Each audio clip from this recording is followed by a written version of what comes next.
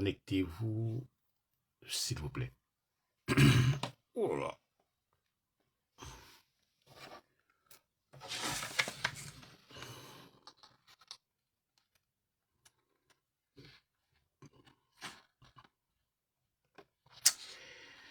Bonsoir mes chers amis, je vous demande de vous connecter là, parce que quand je fais mes vidéos, ce qui se passe c'est que au début vous n'êtes pas nombreux, et c'est après vous devenez très nombreux, parce que le message que je vais dire sera vraiment puissant. C'est vraiment un message fort.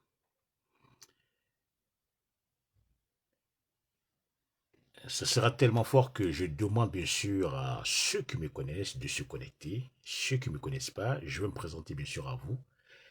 Et je vais échanger durant 20 minutes avec vous. Et je vais vous donner les raisons pour lesquelles je vous demande sincèrement de soutenir ces personnalités politiques durant plus de 5 ans qui ont réussi bien sûr à animer la vie politique ivoirienne, surtout de manière modérée, mes chers amis. Je me présente, je suis M. Charles Vabier, je suis journaliste, responsable du journal Presse et Opinion. J'ai été d'un moment de ma vie directeur de presse et de la communication réellement du PDCI. J'ai rendu ma démission pour des divergences très aiguës au niveau, bien sûr, de l'orientation politique que le PDCI prenait. Je parlais bien sûr du président Lacouna Bédier. Je me suis réconcilié bien sûr avec ce dernier avant que Dieu l'appelle. Je reste toujours un journaliste engagé, surtout dans la vie politique ivoirienne. Mes chers amis, partagez un tout petit peu. Avant de commencer, laissez-moi saluer M. Mosco Bamba. Mosco Bamba, vous êtes nombreux, hein? J'ai vu ton nom, donc je demande à ce que tu partages. Partage au maximum. Ne regarde pas, partage. Laissez-moi partager. Hein? Merci pour le cœur, Yahoo Jules. Je te demande sincèrement de partager, c'est vraiment important, parce que ce qu'on va dire, je vais par rapport bien sûr à mon introduction, mon développement, surtout cette analyse que je vais faire, vous montrer que on peut avoir des divergences vraiment politiques, monsieur Yao Jules. Merci pour les cœurs. Et partage au maximum, c'est vraiment ce qu'il faut partager. Mais apprécier à sa juste valeur la qualité, franchement, des personnalités qui œuvrent pour l'avancement réellement, je dirais quand même, de la vie politique et surtout pour l'émergence. Nous sortons, mes chers amis, d'une élection, je ne dirais pas calamiteuse, une élection qui n'a pas eu d'engouement. Et cette élection, vous le savez parfaitement, que cette élection a été une élection légèrement, pas catastrophique, mais une élection présidentielle, dont certains leaders charismatiques au niveau des partis politiques ont été écartés. D'autres, en fin de compte, ont été recalés. Je m'explique. Le président Alassane Dramane Ouattara se présente pour un 4e mandat. Au cours, bien sûr, de ce 4e mandat, nous avons tous assisté, bien sûr, aux différents partis politiques, leurs leaders à eux. Il y avait, bien sûr, Tidiane Thiam, qui était vraiment un aristocrate, qui était absent durant plus de 23 ans, que le PDCI a décidé de oindre au dernier congrès pour faire de lui le président de l'Assemblée, le président du PDCI. Il y avait bien sûr celui qui revenait de La Haye, et je vais parler bien sûr du président Gbagbo Laurent, que la justice, en fin de compte, n'a pas retenu, ne serait-ce comme on disait simplement parce qu'il y avait l'épée Damoclès, en fin de compte, qui était sur son dos. Il y avait une condamnation réellement de 20 ans. Nous allons bien sûr aux élections avec des discours. Et durant plus de 4 mois, 5 mois, nous avons vu des discours musclés, des discours de la haine, des discours frôlant la catastrophe. C'est-à-dire que on avait l'impression que la Côte d'Ivoire allait brûler de tous les côtés. La plupart des leaders charismatiques, à part bien sûr le président Alassane Ouattara qui est resté comme par hasard silencieux, mais entre Gbagbo Laurent et Tidiane Thiam, en fin de compte, nous avons vu qu'il y a ce qu'on appelle des discours guerriers. Si ce n'est pas ces éléments, franchement, qui font ces discours, et nous avons compris qu'au sein, bien sûr, du RHDP, il y avait bien sûr quelqu'un qui sous-traitait bien sûr peut-être les pensées, je crois bien, du président Alassane Ouattara. Je vais parler bien sûr du docteur Sissi Bakongo, ministre et conseiller du président, mais lui aussi il tenait des discours guerriers. On avait tous peur. Il y avait des grandes marches, mais il y avait des personnalités politiques. Au fur et à mesure, qui ont essayé bien que mal à tenir ce qu'on appelle des discours modérés. Il faut les saluer. Aujourd'hui, on parle de l'élection législative, mes chers amis. Moi, je suis le genre de personne, j'observe, je regarde. Je me dis que dans une élection législative, c'est vrai, c'est 3 millions de francs CFA par mois, avec bien sûr des avantages de passeport diplomatique et tout ce qui suit. Mais on doit connaître un tout petit peu le passé de la personne. On doit voir, durant ces 5 années, qu'est-ce que la personne a eu à faire. Quels sont les mots qu'il a donnés, les ordres qu'il a eu à faire, quel est le débat constructif qu'il a eu à faire, bien sûr, à l'Assemblée nationale, ou bien ses interventions. Et moi, j'ai retenu, durant plus de 5 années, il y a 3 personnalités aussi matures qui ont fait ce qu'on appelle le débat à leur manière. Il y a d'abord le député Assali Kimoko qui a débattu, qu'on a vu dans tous les médias en train d'expliquer le but, le fonctionnement, la devise en fin de compte de sa politique, qui allait même en fin de compte déposer son dossier pour être président réellement, à la candidature réellement pour être président de la Côte d'Ivoire, qui n'a pas été retenu. Mais il n'a pas fait réellement un grand scandale. On sait bien sûr du gouvernement où les CC Bakongo tenaient ce qu'on appelle des discours guerriers, sous-traitaient ne serait-ce que la pensée du président Alassane Ouattara. Il y a d'autres qui géraient ce qu'on appelle le ministère de la communication, le ministère de la jeunesse, et qui géraient le département de la communication au sein de les partis politiques. Je parle bien sûr du ministre Touré Mamadou. Voyez-vous, quand vous gérez un département, surtout dans un parti politique, et on vous confie la lourde responsabilité au niveau bien sûr de cette jeunesse, si vous n'avez pas la capacité, ne serait-ce que de modérer votre langage, c'est tout à fait normal que vous conduisiez bien sûr cette jeunesse, bien sûr, à l'abattoir. Oui, dans un parti politique. Durant cette élection présidentielle, nous n'avons pas entendu le président Alassane Ouattara parler. Durant cette élection présidentielle, mes chers amis, nous avons entendu, mes chers amis, Touré Mamadou, ministre de la Jeunesse, prendre ses responsabilités face bien sûr au discours haineux et tribal de Sissi Bakongo, qui allait jusqu'à loin, docteur, qui enseigne à l'université d'Abidjan et qui est ministre aujourd'hui, qui dit ce qu'on appelle des discours guerriers. Venez lui-même dire à la face du monde, mes chers amis, qu'il était mouton réellement de quelqu'un. Je n'ai pas entendu ça dans la bouche de Touré Mamadou. Touré Mamadou, je ne le connais pas, je ne l'ai jamais rencontré. Il ne m'a jamais appelé. Puis, je ne cherche même pas ce qu'il m'appelle. Mais c'est le discours qu'il a tenu au niveau bien sûr de la jeunesse. Le discours qu'il a modéré. La manière dont il s'est comporté.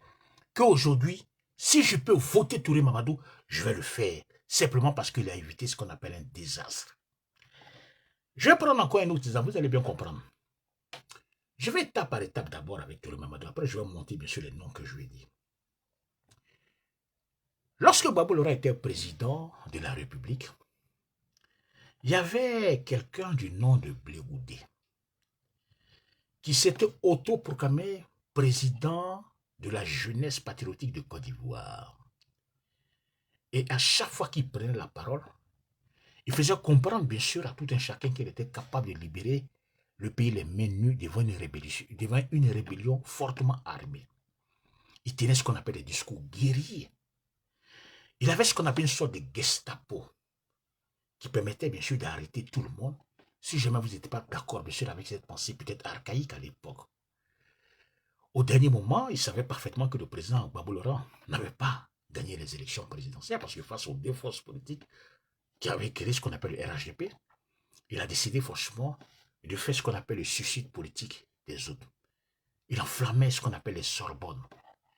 Il allait jusqu'à même, il était considéré en quelque sorte comme le vice-président. Il conduisait ce qu'on appelle la jeunesse, soi-disant patriotique, qui était prêt vraiment à défendre au prix du sang. Les terres que soi-disant les rebelles avaient pris. Parce qu'il y avait une contestation réellement des résultats. Contestation réellement qui s'est faite par deux leaders charismatiques, Alassane Ouattara et Gbagbo Laurent. Et on a vu que non seulement ils se sont affrontés aux urnes où ils ont contesté les résultats, ils s'affrontent maintenant aux armes maintenant. Et Blé Koudi était là forcément pour galvaniser le peuple de Côte d'Ivoire pour aller franchement à l'affrontement. Mes chers amis, Bamba Drissa, partage ma vidéo s'il te plaît. Moscou Bamba, partage. Il y a eu plus de combien de personnes qui ont été massacrées. Lorsqu'il s'agissait réellement de mourir comme un martyr, je vais parler réellement de Blé Koudi, il a fui pour aller au Ghana. Pourquoi? Parce que Blé Koudi, en quelque sorte, traduisait, mes chers amis, les pensées nauséabondes, les pensées archaïques. Il sous-traitait ces pensées du président Gbagbo Laurent, ou bien les pensées réellement du parti politique, il les mettait rapidement en pratique. Lorsque vous avez la responsabilité d'une jeunesse d'un parti politique, c'est un lourd fardeau que vous portez. Bipez mon Kokora, s'il vous plaît, Kokora Nzi. C'est un lourd fardeau que vous portez. Parce que non seulement vous devez expliquer le but, le fonctionnement, la devise de votre politique. Vous êtes au front dans le domaine de la communication. Vous devez, parce que la responsabilité que vous en comme si vous dérapez un peu de temps, c'est tout le pays en fin de compte que vous embrasez. Et je vous dis, Touré Mamadou, je ne suis pas son camarade. A Russie, ou Sissé Bakongo, réunissez bien sûr les Nyambro, les Loubards, les délinquants, ne serait-ce excusez-moi du thème, dans son bureau, pour que ces derniers aillent en fin de compte affronter les autres. Tenez ce qu'on appelle des discours guerriers. Nous avons vu ça. Et à chaque fois, je suivais réellement Touré Mamadou, je lui disais, mais je dis, le jeune ministre va faire peut-être une erreur. Je cherchais parfaitement l'erreur, mais il n'est jamais tombé. Il a tenu ce qu'on appelle des discours modérés. L'inverse réellement de Sissi Bakongo. C'est pourquoi, malgré que je sois de l'opposition, je lui dis un grand merci. Parce que lorsqu'on fait de la politique, mes chers amis, c'est pour sauver les vies. Ce n'est pas réellement pour envoyer les gens à l'abattoir. Je ne suis pas d'accord avec le président Alassane Ouattara. Mais quand je vois l'un de ses ministres, jeune, dynamique, qui prend ce qu'on appelle l'épée de Damoclès et qui rentre, qui va au front, avec des débats constructifs, et surtout qui appelle ne serait-ce que lui-même sa propre jeunesse à la retenue, je pense qu'il est important réellement de le soutenir. On peut faire la politique différente. On n'est pas obligé réellement de faire ce qu'on appelle la propagande du président Alassane Ouattara. On peut voir ce qui est bien dans le présent, dans la gestion réellement du président Alassane Ouattara, et ça, c'est important. On peut présenter, ne serait-ce que faire ce qu'on appelle un discours fédérateur, mais en même temps se battre pour que son camp arrive au pouvoir. Je prends par exemple le cas réellement du PDC. On n'a pas vu le président des jeunes réellement du PDC aller au front. Parce que Mathieu, qu'il est politiquement parlant, il a décidé en fin de compte de se taire. Tout ce qu'il voulait, il voulait que le président réellement du PDC, on n'a pas dit le président de la jeunesse du PDC aller au front, on voulait que le président Tidjam Thiam, comme il n'a pas été retenu, choisissait quelqu'un pour que les gens aillent pas de campagne. Mais le problème de Tidjam Thiam, c'est pourquoi dans un parti politique, il faut savoir dissocier. Partagez s'il vous plaît. Il faut savoir dissocier le problème personnel et avec les problèmes franchement du parti. Parce que lorsque vous avez un problème avec la justice, c'est un problème personnel. Le parti n'a pas de problème avec la justice. Mais ce qu'ils ont fait bien sûr au PDC, ils ont fait de telle sorte que le problème personnel du président Tidjam Thiam touche aussi, je crois bien mes chers amis, le parti en fin de compte.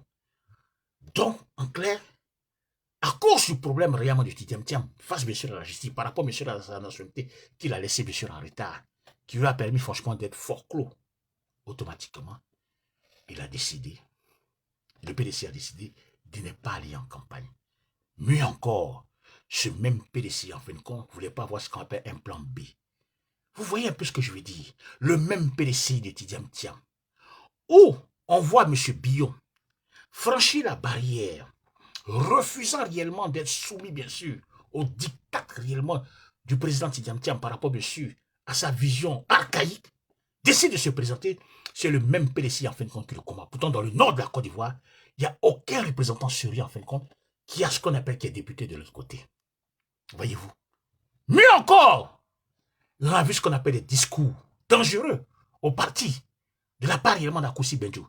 Nous avons vu ce qu'on appelle des discours haineux de la part réellement de Brendoumi, porte-parole réellement du PDC, qui mettait ce qu'on appelle du feu à chaque fois qu'il faisait ce qu'on appelle des discours, des communiqués. Il empêchait franchement le PDC à prendre ses responsabilités sur toute l'étendue du territoire. Bonus encore, on a vu M. Tidjam Thiam ici, lors réellement d'une manifestation, des meetings, en dehors, a tenu ce qu'on appelle des propos qui ont légèrement brûlé un peu le sang de la Côte d'Ivoire. Il a dit, la Côte d'Ivoire sera libérée dans 7 jours. Automatiquement, peut-être cette phrase a engendré des morts. Voyez-vous? Je ne sais pas si vous comprenez, mais en dehors de là, les gens voulaient que Dikawi, ancien secrétaire exécutif, ne serait-ce que du PDC, fasse pareil que les Akoussi Benjou qui tenaient ce qu'on appelle les discours guerriers, fasse pareil que les Brendoumi qui tenaient ce qu'on appelle les discours extrémistes. Mais le Maurice Kakou Dikawi est resté silencieux parce qu'il savait la vérité. Il était pour un plan B, pour qu'au moins... Excusez-moi, la connexion est un peu lente là, je ne sais pas pourquoi. Alors je vous demande, j'ai été... Mettons assez de cœur là, parce que les gens veulent arrêter ma vidéo. Parce que j'ai vu... Donc vous voyez, j'ai vu que les gens veulent bloquer ma vidéo. Donc mettez-moi des cœurs s'il vous plaît, la raison pour laquelle c'est coupé. M. Dikawi est resté tranquille, ancien ministre du président Oufo Boigny, médecin du président Fouet, Messis, il est resté. Il a fait son lobbying auprès. Qu'est-ce qui s'est passé? Mettez-moi assez des cœurs. Les gens veulent arrêter ma vidéo, je ne sais pas pourquoi. Mettez-moi assez des cœurs, s'il vous plaît. Les gens veulent bloquer ma vidéo. Mettez-moi des cœurs. Mettez-moi maximum. Jules, s'il te plaît, mettez-moi des cœurs. Je vais terminer parce que les gens veulent pas ce que je vais dire. Lorsqu'on prend par exemple le cas d'Edikawi, mettez-moi des cœurs maximum. On voit que le PDC en lui-même avait décidé clairement, en fin de compte, de finir bien sûr avec lui. La preuve en est. Un secrétaire exécutif d'un parti politique. Mettez-moi sur les cœurs, s'il vous plaît, pour que je puisse continuer. Parce que les gens veulent bloquer cette petite vidéo-là. Ce qui s'est passé, c'est que, mes chers amis, merci Jules. Ce qui s'est passé, c'est que un ancien secrétaire exécutif d'un parti numéro 2 d'un parti politique qui a œuvré pour que M. Tidjam Thiam vienne au pouvoir. Et en fin de compte, on cherche Blochman là-bas simplement parce qu'il n'est pas d'accord avec la pensée purement archaïque. Mes chers amis, on va sortir de là. Voilà quelqu'un qui a refusé, qui est député de la nation, qui a été secrétaire exécutif, ne serait-ce que du PDC, et qui ne veut pas avoir ce qu'on appelle des discours haineux. On rentre maintenant dans le cas, mes chers amis, dans le cas de Assali Timoko. Rappelez-vous l'affaire du data center. Député, le seul député, qui n'a pas de groupe parlementaire, qui est resté, bien sûr, en train de dire certaines vérités, montrer, bien sûr, aux yeux de tout le monde, que le député, il est payé à 3 millions, assis, bien sûr, à l'Assemblée nationale, en train de défendre le peuple. Le même Assali Timoko a réussi, bien sûr, à casser cette Gestapo qui se passait, bien sûr, à l'urbanisme, au ministère réellement de l'urbanisme, ou Adama Kone, qui avait spolié, mes chers amis, les terrains de tous nos parents, aujourd'hui, grâce, monsieur Assali Timoko. Vous voyez un peu le rôle, en fin de compte, qu'il a fait. Ça a permis, en fin de compte, de faire reculer ce qu'on appelle le fossé. Et ça a permis de fêter, parce qu'on mettait sous le président Ouattara. Pourtant, au sein, bien sûr, de l'administration réellement, du ministère réellement de l'urbanisme, il y avait ce qu'on appelle une Gestapo là-bas. Il y avait une mafia qui prenait les terrains des gens. Et lorsque c'est sorti, bien sûr, à l'Assemblée, c'est sorti la justice, c'était obligé, ne serait-ce que, de parler de ça. Aujourd'hui, grâce, bien sûr, à ce délit. C'est pourquoi je dis, je ne suis pas. Je suis de l'opposition, mais je demande à ceux qui me regardent. Vous allez aller voter. Vous allez aller voter des candidats. Des candidats, en fin de compte, qui viennent simplement parce qu'ils ont été envoyés par le président Alassane Ouattara. Personne n'a envoyé des candidats. Alassane n'envoie pas les candidats. Des candidats qui n'ont rien foutu, qui n'ont pas de projet de société, qui sont dans le tribalisme et dans l'ethnisme, qui ne sont même pas capables, ne serait-ce que de faire voter une loi ou même de défendre un projet de loi à l'Assemblée nationale. Mes chers amis, il faut les sanctionner, même s'ils viennent du RHDP. Votez celui qui est capable de vous représenter toute la nation. Parce que lorsqu'on est député même de Korogo, député de Fercès-Dougou, on est député de la nation. Je ne sais pas si on se comprend. C'est-à-dire que lorsque vous siégez sur l'Assemblée, pour faire voter une loi, on ne dit pas, oui, le député réellement de Korogo n'a pas le droit. C'est vous, en fin de compte, on considère. Donc, il faut que cette Assemblée-là soit remplie de personnalités politiques qui sont intègres, qui sont capables, mes chers amis, à défendre ne serait-ce que... C'est pourquoi je salue la bravoure réellement des gens durant plus de 5 ans qui ont montré qu'ils n'ont même pas besoin ne serait-ce que de faire campagne. Il faut automatiquement ne serait-ce que leur donner leur voix. Assalé Kimoko, d'abord, Touré Mamadou et le professeur Maurice Karoudikawi. Ce sont ces trois personnalités qui n'ont pas besoin réellement de pas de campagne. Ils ont déjà montré, ne serait-ce que par leur forme, par leur existence, par leur manière réellement de communiquer. Ils ont déjà montré que ce ne sont pas réellement des extrémistes. Ce sont des gens qui sont capables, mes chers amis, pour faire une politique différente. Je peux être dans un parti politique, mes chers amis, mais je peux apporter la contradiction. Parce que lorsqu'on fait de la politique, c'est pour sauver ne serait-ce que les vies. Et regardez réellement ce qui se passe, bien sûr, à Guibiroa. J'ai rien contre Miss Bellon. Elle est députée, il faut la respecter. Elle est encore ministre, il faut vraiment la respecter. Mais qu'est-ce qu'elle a fait réellement dans la ville de Guibiroa en tant que députée? En tant que ministre elle-même, qu'est-ce qu'elle a posé comme acte? C'est chaque 5 ans, en fin de compte, qu'elle apparaît réellement dans cette ville pour dire, bien sûr, à la nation entière qu'elle est là. Mais quand elle apparaît chez les BT, parce que les BT, c'est pas un peu facile. Les gens la regardent et disent, mais tu as disparu, tu apparais chaque 5 ans. Mais la dernière fois qu'elle est venue, bien sûr, à Guibiroa, elle est venue, bien sûr, avec tout le gouvernement. C'est comme on avait besoin réellement de tous les ministres, en fin de compte, pour la remettre en place. Ce sont les actes. Voilà. Vous voyez, les gens cherchent à arrêter ma vidéo, parce que j'ai dit la vérité. Donc, vous voyez, et nous avons vu que Touré Mamadou, ministre de la jeunesse, qui a défendu son parti, était obligé réellement d'aller secourir Miss Bellon de Guibiroa, ministre de... Bon, je ne sais pas, elle occupe un poste ministériel, bien sûr, en Côte d'Ivoire. Bon, on se pose la question. Lui, il est ministre, comme toi. Toi, tu es ministre. Lui, il est ministre de la jeunesse, et l'autre, en fin de compte, occupe un ministère, parce que le ministère, en fin de compte, on est ministre, hein, ministre et ministre. Mais par rapport, bien sûr, à son charisme, il est obligé de secourir Miss Bellon. Vous voyez un peu, Belmont. Vous voyez un tout petit peu. Parfois, on se pose la question, on se dit, mais pourquoi tous les Mamadou se déplacent pour aller? Mais c'est son rôle aussi d'apporter un réconfort ou bien quelque chose de solide, bien sûr, dans cette localité. Il est allé, en fin de compte, faire ses dons. Et ça, c'est important. C'est pourquoi je vous dis qu'il arrive à un certain moment de la vie de tout et chacun.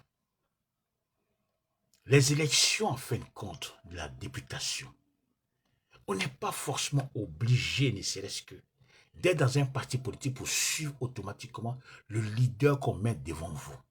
Si vous trouvez que dans votre région, que ce leader, en fin de compte, ne peut pas inspirer ce qu'on appelle les voix réellement du peuple à l'Assemblée nationale, ne le votez pas, même s'il est avec vous. C'est important, mes chers amis. Mais si vous trouvez que cette personne a des capacités intellectuelles et de réflexion assez poussées, capable de discuter, de défendre ses projets-là pour que la Côte d'Ivoire avance, votez-le. Même s'il n'a pas été choisi réellement par le parti. Parce que c'est la Côte d'Ivoire. Et c'est pas si on se comprend un tout petit peu. C'est pourquoi je souhaiterais bien sûr que, c'est vrai qu'il y aura ce qu'on appelle le 27 des votes. Ce qui m'étonne dans cette affaire, c'est que on a l'impression que les discours, en fin de compte, ont changé. C'est plus les discours guerriers. C'est des projets de société, des discours fédérateurs, un programme. C'est des discours, en fin de compte, allant réellement dans la population. On a l'impression que la députation est différente réellement de la présidentielle. Or, la présidentielle, c'est un moyen réellement pour voir sur les 322 000 km², où nous pouvons poser, par exemple, des candidats qui vont faire un coup KO, en quelque sorte. Parce que quand vous faites ce qu'on appelle une élection présidentielle, c'est dans toute l'étendue du territoire, vous avez une vision. Vous voyez automatiquement, ah, gagnons là-bas, là-bas on est plus visible. Ah, PDC est plus visible, par exemple, à Guibérois, PDC est plus... Là, quand vous posez, par exemple, mais quand vous boycottez l'élection simplement parce que vous ne voulez pas avoir un plan B, vous allez bien sûr à l'aveuglette. Mes chers amis, c'est vrai que les gens cherchent à m'arrêter. C'est pourquoi j'ai dit que je ne serai pas long. J'ai été interrompu 2 fois dans cette vidéo. C'est pourquoi je vous demande, mes chers amis, d'aller voter le 27 des candidats qui pourront vous défendre vos intérêts. Pas des suiveurs, pas des gens qui viennent bien sûr à l'Assemblée nationale et qui se taisent durant plus de 5 années, qui ne se présentent même pas, qui sont là chaque fin du mois, dont votre argent en fin de compte les paye 33 millions par mois. Ils ont des avantages. On a l'impression que c'est les avantages qui les intéressent. Or, durant moins de 5 années, plus de 5 mois, 5 années, nous avons vu des vrais députés comme Assadi Kimoko. Nous avons vu des ministres députés comme Touré Mamadou. Nous avons vu des députés, en fin de compte, sages, tranquilles, qui ont la sagesse comme Maurice Kaoudikawe, qui ont mené à leur manière le combat pour que la Côte d'Ivoire avance, mes chers amis. Partagez, s'il vous plaît. C'est la vérité. Je suis du PDCI. Je peux faire campagne, mal parler réellement des députés du RHP. Mais je peux le faire. Mais quand je regarde les 145 députés que le PDCI a choisis, sur les 322 000 km², les 144 candidats, je me dis sincèrement que ça fait plus de 27 ans que le PDCI, en fin de compte, n'a pas gagné une élection. Ça fait plus de 14 ans au temps du président Henri Konaté que le PDCI, en fin de compte, n'a pas réellement mis son pied réellement dans le nord de la Côte d'Ivoire. Et on voit réellement que dans le nord de la Côte d'Ivoire, il y a quand même des candidats, franchement, qui n'arrivent même pas à remplir ne serait-ce qu'une salle. Et on voit bien sûr au centre, c'est concentré réellement à Yamoussoukro et à Bouaké, et peut-être à Abidjan. On voit. Et sur les 145 députés, je me dis sincèrement que le PDCI peut-être aura peut-être 5 députés, mais 10 députés à l'Assemblée nationale. C'est ce que moi je pense. Et je pense que, vu la manière dont la Côte d'Ivoire peut-être est gouvernée, on ne dit pas que le président Alassane Ouattara est le meilleur président du monde. C'est vrai, il y a des carences quelque part. Mais tout n'est pas mauvais. Nous qui sommes dans l'opposition, nous sommes là pour critiquer, pour qu'il puisse s'améliorer. Tout n'est pas mauvais. C'est vrai qu'on a présenté au cours de l'élection présidentielle, nous avons dit clairement qu'il y avait ce qu'on appelle un découvert réellement de 40 000 milliards, que ça pouvait jouer, ne serait-ce que sur les ménages de tout un chacun. Ça, c'est de la politique. Mais on voit que, je ne vais pas citer ce qui est bien, on voit qu'il y a quand même des bonnes choses qu'il a eu à faire. Mais lorsqu'on rentre, lorsqu'on boycotte les élections présidentielles, lorsqu'on ne veut pas se présenter simplement parce qu'on a un problème de justice, lorsqu'on ne veut pas se présenter parce qu'on a ce qu'on appelle l'épée de Damoclès sur soi et qu'on a déjà contesté à 4 reprises les élections présidentielles, qu'on a participé, je veux parler bien sûr du président Babou Laurent, c'est vrai qu'on devient ce qu'on appelle un élément réellement dangereux. Vous allez bien comprendre. Pourquoi je parle du président Babou Laurent? J'ai beaucoup d'estime pour lui, j'ai beaucoup de respect. C'est un leader charismatique, il faut l'aimer. Mais arrivé à un certain moment, il faut apprendre à lui dire la vérité. Le premier combat réellement du président Babou Laurent s'est passé dans les années 1990. Il s'est présenté contre le grand Houphouët-Boigny. Il a contesté les résultats, il a eu 18%.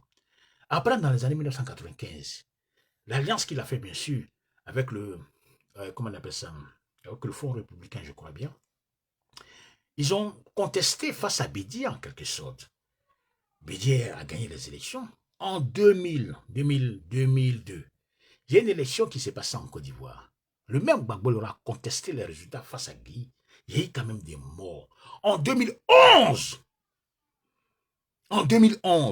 il y a eu, écoutez-moi bien, il y a eu une élection présidentielle qui s'est passée, sa propre élection présidentielle, où il a effacé 7 départements dans le nord de la Côte d'Ivoire et il est passé à 51%. C'était contesté par les deux leaders charismatiques. Je veux parler bien sûr d'Alassane Ouattara et du président Gbagbo Laurent.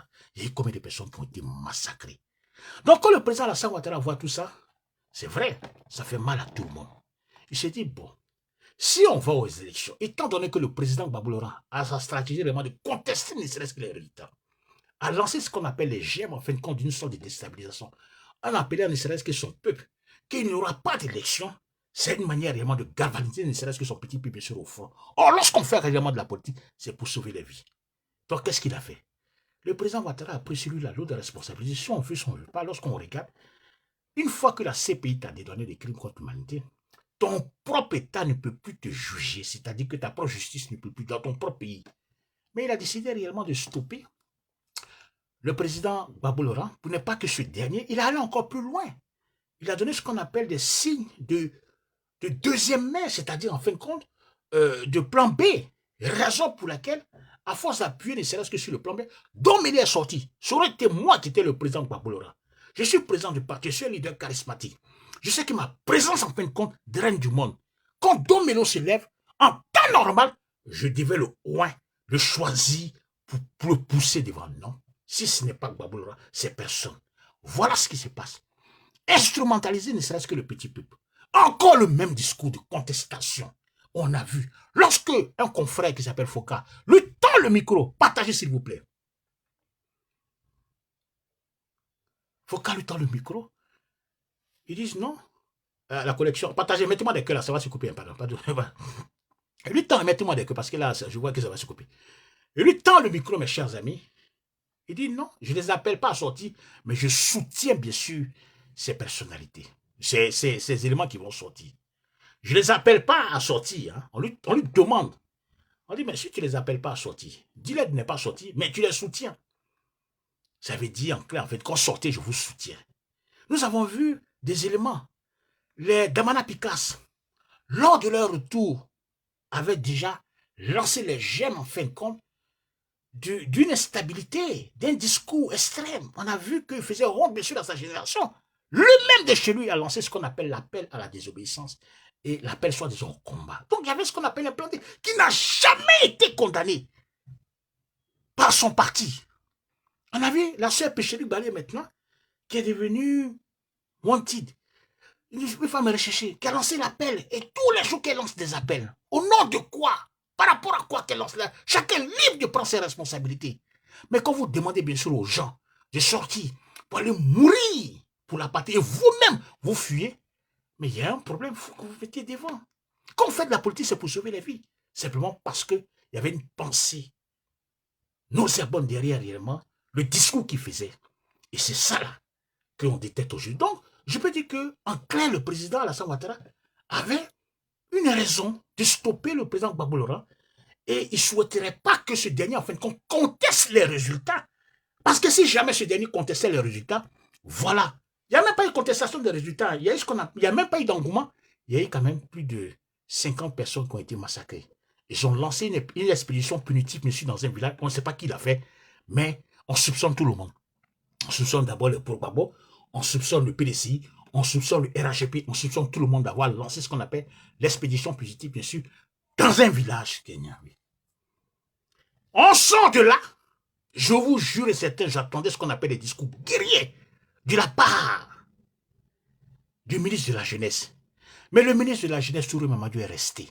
Et ça, je lui dis, il est resté silencieux. Moins encore, il a tenu ce qu'on appelle un discours de paix. J'attendais des discours guerriers de la part d'Assalé Tiboko. Mais Assalé Tiboko n'est pas rentré dans le jeu.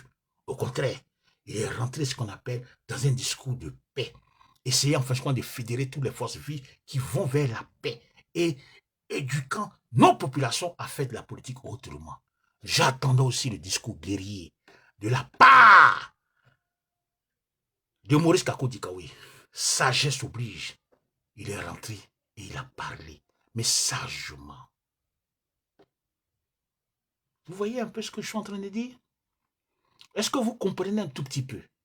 Donc je peux dire que peut-être ce n'est pas bien d'avoir retenu le président Gbagbo Laurent, mais peut-être aussi c'est bien, puisqu'il y avait ce qu'on appelle une autre pensée derrière.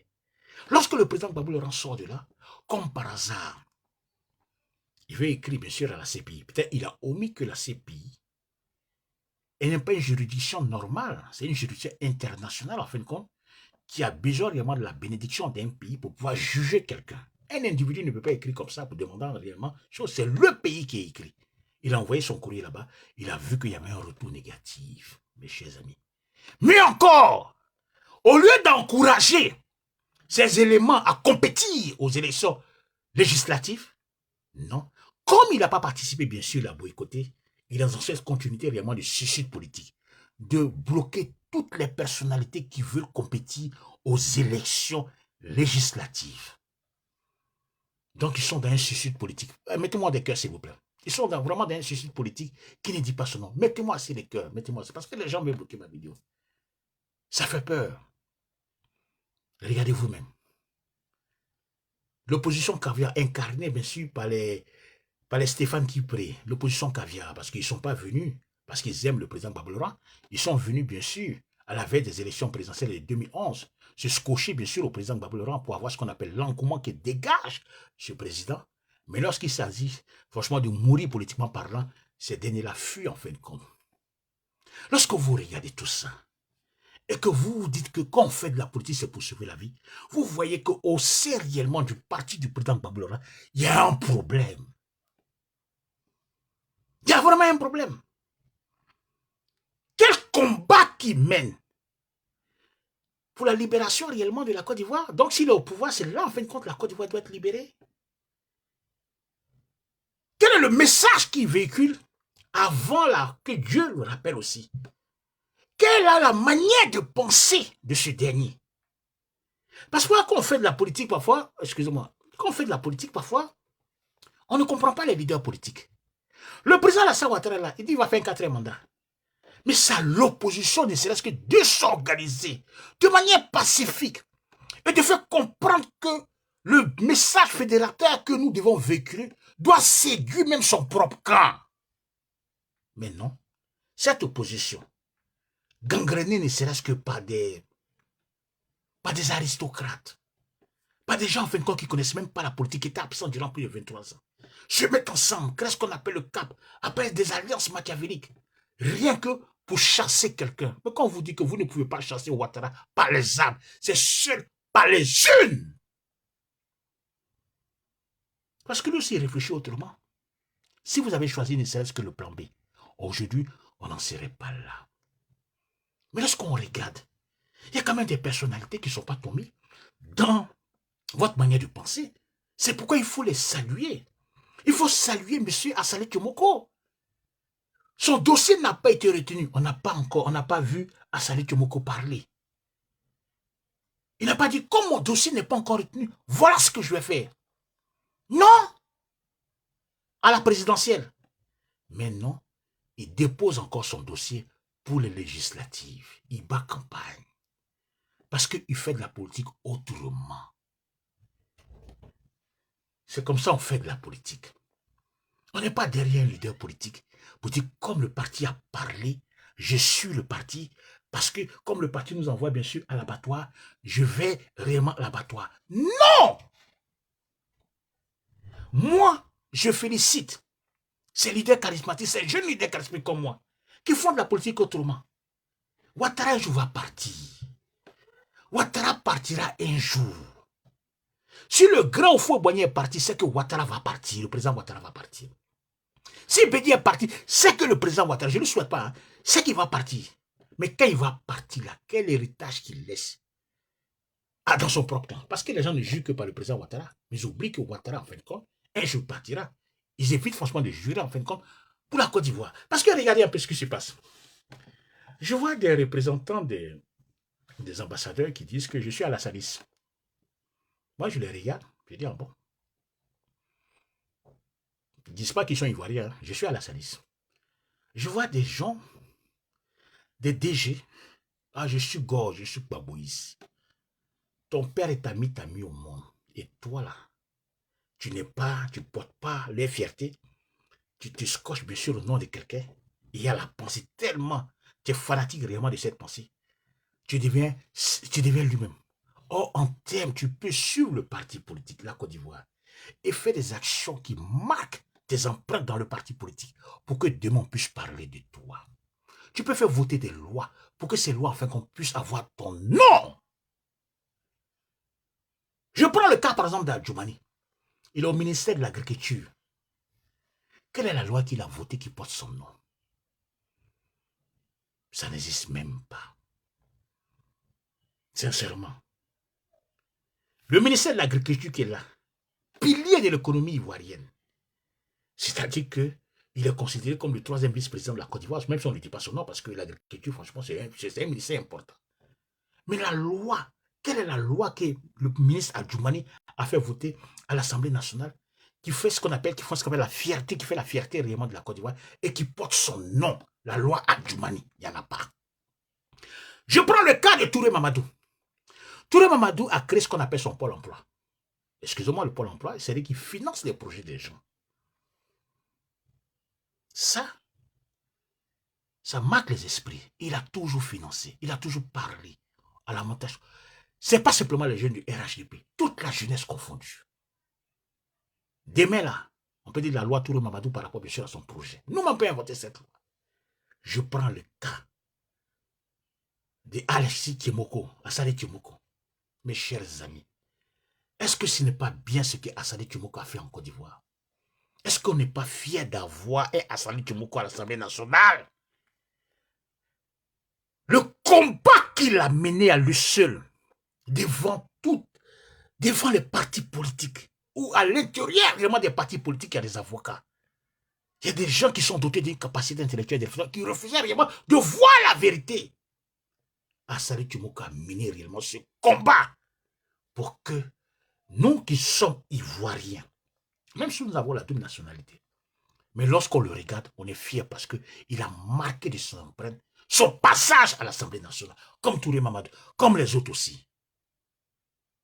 C'est cette nouvelle Côte d'Ivoire-là que nous devons combattre. C'est cette nouvelle Côte d'Ivoire que nous devons avoir. Non pas cette Côte d'Ivoire qui est focalisée réellement sur des leaders charismatiques depuis plus de 40 ans qui cristallisent la vie politique. Et d'autres même sont fiers même de se coller même à eux. Bon, c'est bien peut-être de dire qu'ils sont à la Salis, ils sont babouistes, ils sont bédéistes. Bédéi est parti là, pourquoi est-ce que vous n'êtes pas parti avec lui aussi? Et on voit bien sûr au sein réellement du PDCI, un Azizoukas qui est absent durant plus de 23 ans, considère que c'est l'héritier réellement de son grand-père et qui vient foutre encore de la merde, surtout au sein réellement du parti, parce qu'il ne sait pas gérer ne serait-ce que la diplomatie, au sein réellement de son propre parti politique. Parce que quand vous êtes président d'un parti politique, vous êtes diplomate de cœur, en pratique, c'est-à-dire que la diplomatie, enfin, quand vous devez être outillé en ça, ils mangent bien sûr avec le président Alassane Ouattara, ce qu'ils se sont dit là, ils mettent ça sur la place publique. Est-ce que c'est quelqu'un ça? Moi, j'ai mangé bien sûr avec certains ministres. On s'est dit des trucs, est-ce que ça veut dire que franchement, je ne suis pas d'accord, j'ai venu parler de ça? Mais non.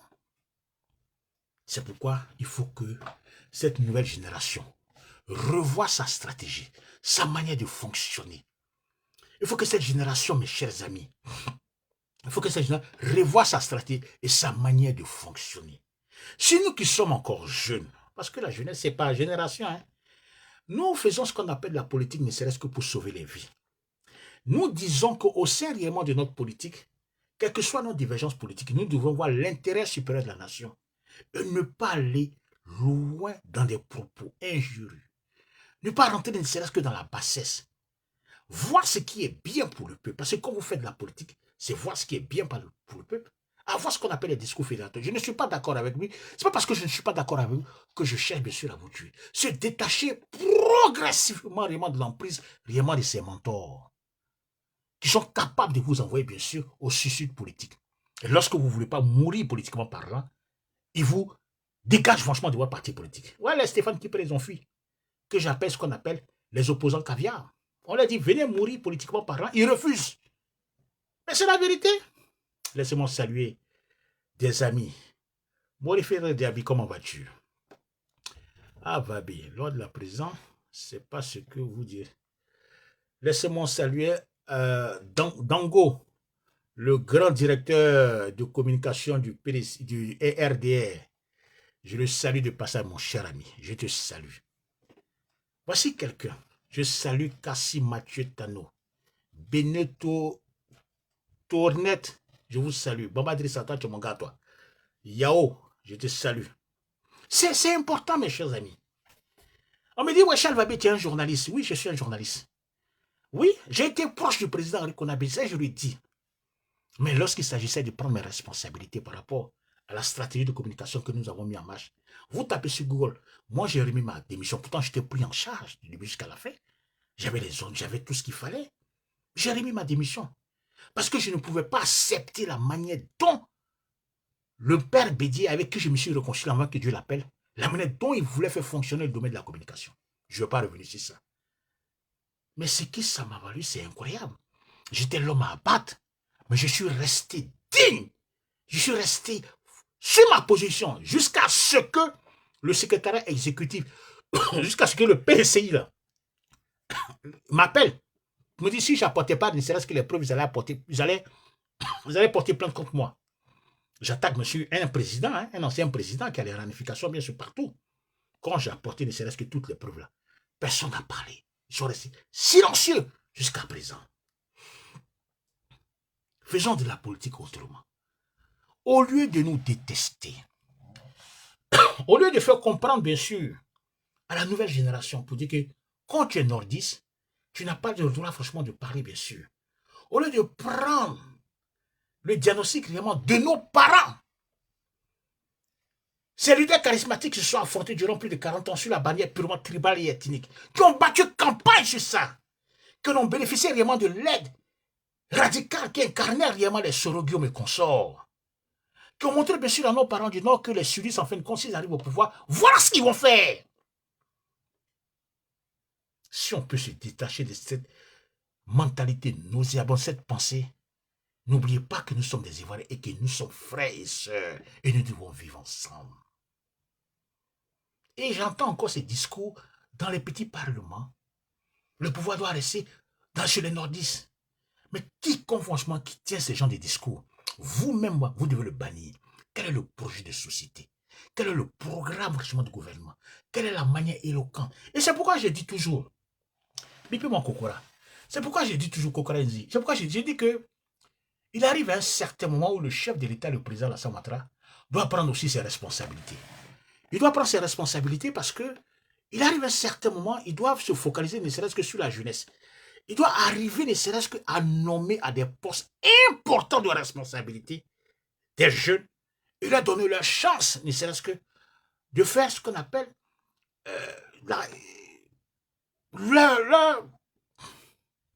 excusez-moi, mais leur donner leur chance à des postes de haute responsabilité. Non pas des suiveurs. Je ne vais pas citer des noms ici. Mais il doit prendre sur lui la lourde responsabilité de nommer des jeunes. Nous sortons d'une élection présidentielle. Quel est l'homme qui a travaillé dans ce département? Quel est le message qu'il a véhiculé? Quel est le combat qu'il a eu à faire? Pourquoi? Le combat qu'il a fait, il a été modéré. Il a fait ce qu'on appelle un langage fédérateur. Cet homme-là, je ne vais pas citer de nom. Il mérite d'être Premier ministre. Je ne citerai pas de nom. Il y a toutes des gens qui ont tenu ce qu'on appelle des discours guerriers. Ceux-là, même si vous êtes dans le gouvernement, on a qu'à les mettre peut-être maire ou bien député réellement des choses. On a qu'à rester là-bas. Parce qu'en tenant des discours guerriers pour faire plaisir bien sûr à quelqu'un, c'est dangereux. Et je vous demande sincèrement, aidez-moi à faire passer vraiment le message au chef de l'État, au président Alassane Ouattara, qu'il est temps que le chef de l'État regarde dans le département, dans différents départements, qu'il commence à choisir des personnalités durant ces 5 et 10 années, ceux qui ont été constants dans le langage, qui ont défendu son programme, et voir qui. Essaye de voir, est-ce que certains qui n'ont pas encore la soixantaine peuvent aussi accéder, bien sûr, à un poste de Premier ministre. Et on verra ce que ça donne. Si Macron ici, qui a 40 ans, qui est président de la République, en Côte d'Ivoire, des gens, en fin de compte, qui n'ont pas accédé, bien sûr, à la soixantaine, peut être aussi, je crois bien, Premier ministre de la Côte d'Ivoire. Je ne citerai pas des noms. Mais on choisit des premiers ministres qui eux-mêmes, bon, je ne vais pas mal parler d'eux, mais on ne les sent pas. On ne sait pas ce qu'ils font réellement sur la place publique. Son premier ministre, quand ils font des discours, si vous êtes capable de monter, c'est que vous êtes capable de descendre. Bon, je ne sais pas, sincèrement. J'ai lu son discours. C'est vrai que j'ai fait du droit à la fac, mais je n'ai pas compris réellement son discours. Je vais parler de Mambé. On choisit des ministres, eux-mêmes, on ne sait pas. On ne sait pas s'ils existent. Mes chers amis, aidez-moi à ce que la vidéo arrive là-bas. Parce que je n'ai pas été mandaté réellement pour dire son nom.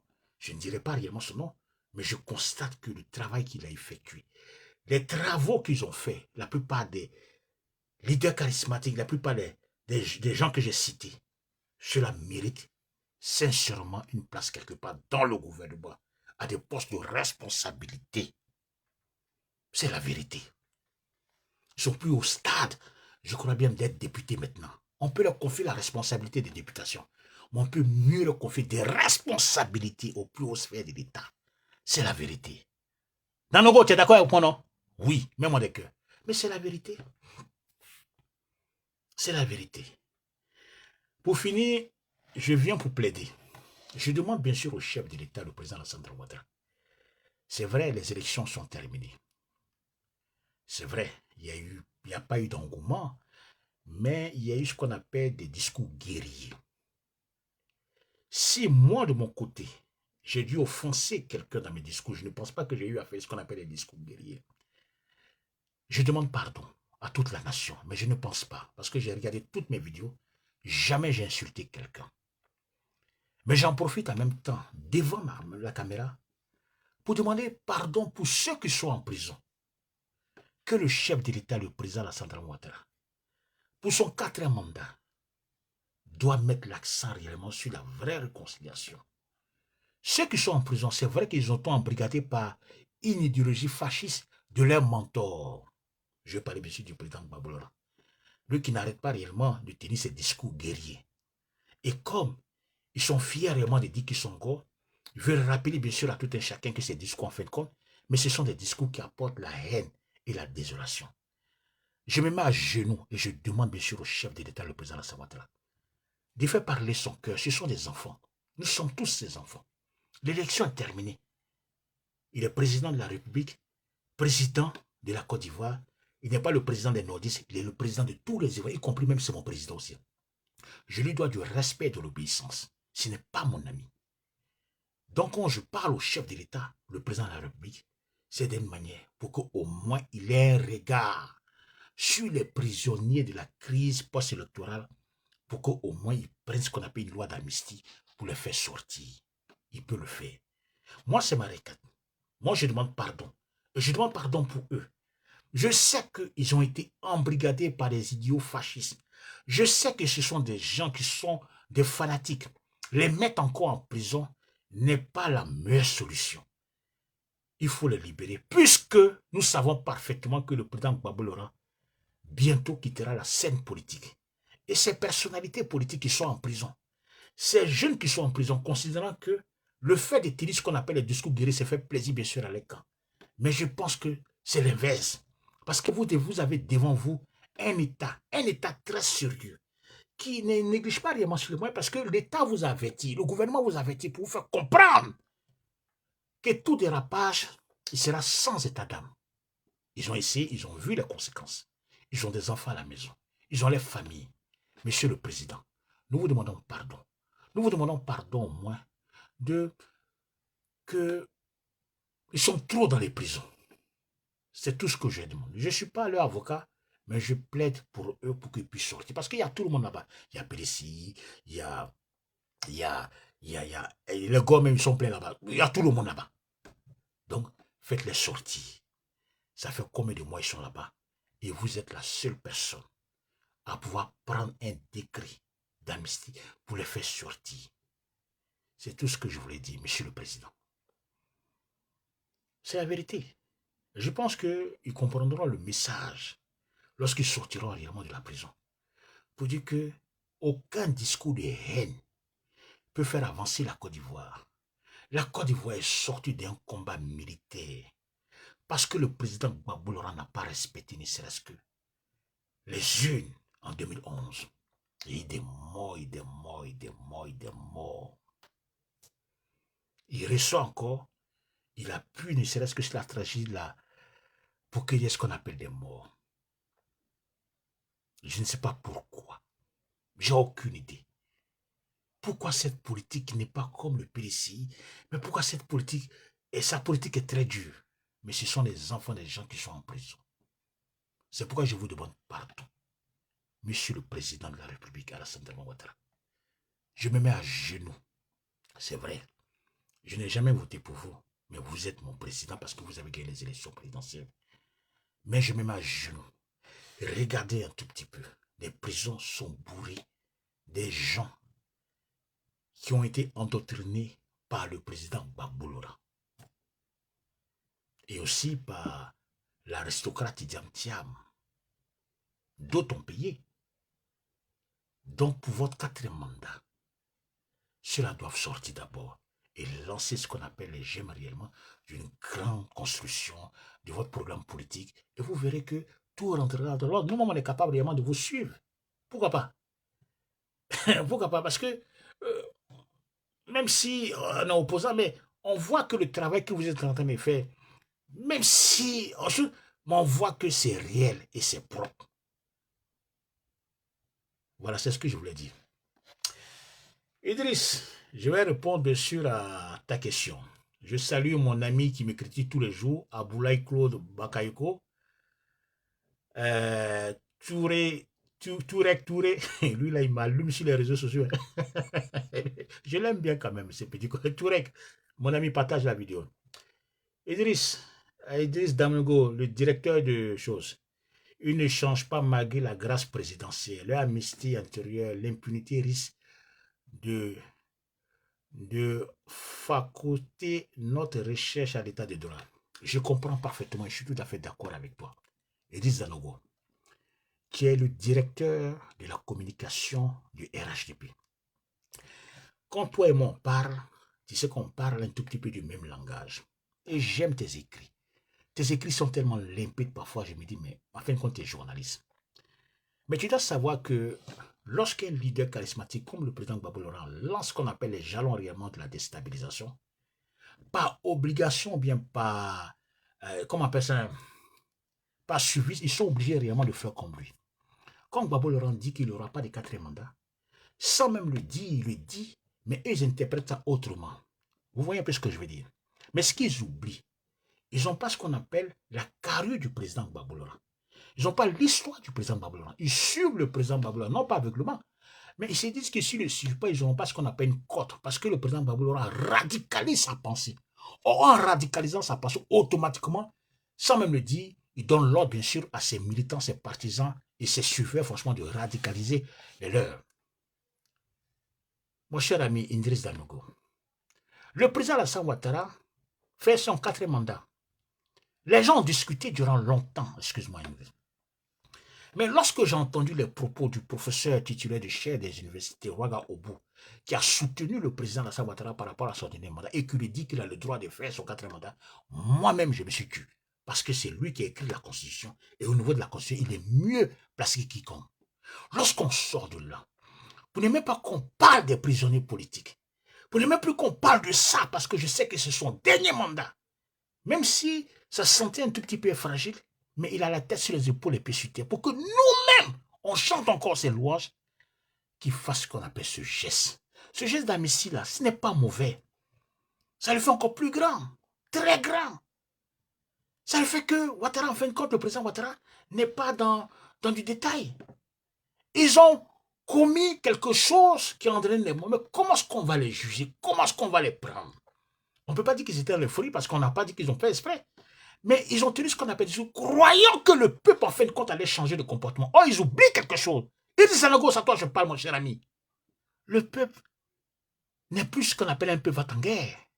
Les réalisations réellement du président Alassane Ouattara ont permis de diluer la colère de tout et chacun. Parce que quand vous parlez, on dit, voilà ce qu'il réalise avec votre argent. Voilà ça, voilà ça. Toutes les routes qu'il a eu à faire, les échangeurs, sa manière, franchement, de travailler, son langage, on regarde, c'est factuel. Et c'est là. Donc, on ne peut pas dire que Ouattara ne travaille pas. Mais comme s'ils sont dans l'opposition, ils veulent critiquer. C'est pourquoi je veux que tu te joins à moi pour demander pardon au président Ouattara. Pour lui demander pardon, pardon, 1000 fois pardon, pour qu'au moins, il puisse prendre la loi d'amnistie. Tu as la plume. Et je sais que tu es capable, par rapport bien sûr à ta plume, de dire au chef de l'État, le président Alassane Ouattara, pour dire, sortez maintenant, c'est bon. Vous allez voir qu'ils ne vont plus recommencer. Qu'est-ce qu'ils vont demander en ce moment? Quel est le discours qu'ils vont tenir? Élection est passée, on rentre dans le législatif, après on va aller dans les mairies, après le conseil régional. Je pense que c'est comme ça. Hein? Vous pensez que le peuple de Côte d'Ivoire est prêt pour mourir pour quelqu'un? Même au PDC, on n'est même pas prêt pour mourir pour qu'on cherche même à dégager même Tidiam Tiam. Parce que là-bas, on voit clair. Personne ne veut mourir. Mais leur Dieu, leur Messie, le président Gbagbo Laurent, eux-mêmes qui s'est sorti, chacun pense qu'en luttant différemment, ils seront capables réellement de prendre le pouvoir parce qu'ils ont gros sur le cœur. Mais n'amplifions pas ça. Il faut pardonner. Il faut pardonner. Il faut les faire sortir. C'est tout ce que j'ai à dire. Moi, c'est vrai. Hein? C'est vrai qu'on me dit, ouais, Fabé. Non, moi, je suis un homme, je suis pragmatique. J'étais le seul journaliste à féliciter le chef de l'État, le président Alassane Ouattara, et j'ai posté ça sur ma page Facebook, pour le féliciter réellement par rapport aux élections qu'il a gagnées. Mais qui ne m'a pas appelé ici? Ouais, Fabé, j'ai dit non, ne m'appelez pas, hein, sinon j'ai dit votre nom. Sinon, je vais vous bloquer. Moi, je ne suis pas un vent en guerre. J'ai dit, il a gagné les élections présidentielles. Je félicite le chef de l'État, le président Alassane Ouattara. Lorsque Tidiane Thiam a commencé à dérailler, j'ai su que franchement c'était un porteur politique. J'ai demandé aussi sa démission réellement. Et nous luttons pour que M. Tidiane Thiam, l'aristocrate M. Tidiane Thiam, quitte franchement le PDCI. Il n'a qu'à s'asseoir réellement en banque. Nous allons prendre quelqu'un d'autre, peut-être Dikaoui, va gérer ce qu'on appelle le PDCI. Nous sommes dans cette image. Donc, Idriss Déby, les gens veulent arrêter ma vidéo. Vous voyez, mettez-moi assez de cœur. Donc, c'est important de demander pardon. Moi, Charles Babé, je demande pardon au chef de l'État. Je demande pardon à ceux que j'ai offensés. Je leur demande pardon. Mais je sais que je n'ai pas offensé quelqu'un. Je sais que je publiais des vidéos. Je les publie, c'est normal, je publie. Je sais, parce que Facebook, ce n'est pas un papier qu'on fait. C'est les informations chap qu'on fait. La dernière fois que j'ai fait une erreur sur le président de la commission électorale indépendante, M. Kubert, j'ai publié une vidéo, j'ai mis clairement qu'il était au stade au BMP avec le RAGP. Après, j'ai fait une vidéo pour lui présenter mes excuses. Et j'ai même demandé pardon que c'était une erreur qui ne va plus jamais se répéter. Mettez-moi assez de cœur, s'il vous plaît. Donc, il est important de pardonner. Donc, pardonnons-nous mutuellement. Mais ce que je vais vous dire, c'est dans les députations, là, mes chers amis, il y a des personnalités qui n'ont plus le droit réellement de faire campagne, qui sont des marques progressivement déposées. Je veux parler bien sûr de Touré Mamadou, Assali Tchomoko, et je veux parler bien sûr de Maurice Kakou-Tikaoué. Ceux-là, votez-les. Remettez ces députés bien sûr à leur place. Il faut voter même. Il faut que Touré Mamadou fasse un coup KO. Il faut que, comme il s'appelle, Assalé fasse un coup KO. On voit réellement des nouveaux venus à Tiassadé. Il vient bien sûr avec des motards. C'est parce qu'on en veut. Qu'est-ce qu'il a fait durant ça? C'est comme ça. Donc voilà. Donc je vais répondre à 3 questions. Adopion. Toujours des pardons africains et les mêmes bêtises à chaque élection. La justice fera son travail. Travail sorti dans l'émotion. Mon cher ami Adopion. Adopion. Nous sommes des Africains, nous sommes des frères. Une élection, l'élection est passée. Il y a eu ce qu'on appelle des incompréhensions réellement de cette élection. Et je mets toujours sur la faute du président Babouloura. C'est lui qui a galvanisé son petit peuple, les Gors, pour que ces gens-là aillent au front. Ils ont fait des erreurs. Parce qu'ils sont des fanatiques. Il faut les pardonner. C'est tout ce que je ai dit. Que la justice fasse son travail, qu'il ne fasse pas son travail. Mais le meilleur juge est le président Alassane Ouattara, qui peut faire mieux le travail que la justice. Et c'est ce meilleur juge-là qu'on demande une clémence. C'est lui le chef de l'État. C'est pourquoi nous demandons pardon, bien sûr, à tout le monde. Malhonnête court plus vite. Touré Mamadou est en train de donner de l'argent à tes camarades. Joël Grebo. Tu vois, mon cher ami, il faut essayer d'élever le débat quand tu veux sur ma page. Je ne suis pas les gens de Ferland qui font ce qu'on appelle des discours. Moi, quand je fais une analyse, quand je finis, j'écris pour mes décisions encore. Donc, s'il te plaît. Hein. Alors, Pierre, j'ai déjà répondu à ta question. Donc, Mori Ferré Diaby, 2 mandats de la 3e et non 4e mandat. Tout ça, là, ça fait combien de mandats? Ça fait 4 mandats. Quand on calcule, ça fait combien de fois il s'est présent? Ça fait 4 fois, non? Donc, voilà. Donc, je vais m'arrêter là. Bon, je vais m'arrêter là parce que je n'ai pas envie que ma vidéo soit trop longue. Je vous demande sincèrement de partager ma vidéo. Le 4e mandat du président Alassane Ouattara doit commencer sur le pardon mutuel. Et vous allez voir que tout va bien. Bon, je vais m'arrêter et je vous... Merci, allez, au revoir.